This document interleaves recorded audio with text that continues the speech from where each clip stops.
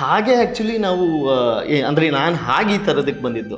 So ಹಾಗಾಗಿ ಈ serial ಮುಗಿಯೋವರೆಗೂ ನನ್ನ ಮೈಂಡ್ಸೆಟ್ಟೇ ಬೇರೆ ಇತ್ತು. ಅಂದರೆ ನನ್ನ ಪಾತ್ರ ಮುಗಿಯೋವರೆಗೂ ನನ್ನ ಮೈಂಡ್ಸೆಟ್ ಬೇರೆ ಇತ್ತು.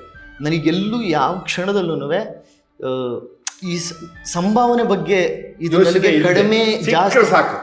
ನನಗೆ ಸಂಭಾವನೆ ಅನ್ನೋದ್ರ ಯೋಚನೆ ಇರಲಿಲ್ಲ. ನನಗದು ಬೇಕು. ನನಗೆ ಈ ಪಾತ್ರವನ್ನು ಎಷ್ಟಾಗುತ್ತೋ ಅಷ್ಟು ಅಚ್ಚುಕಟ್ಟಾಗಿ ಮಾಡಬೇಕಿತ್ತು.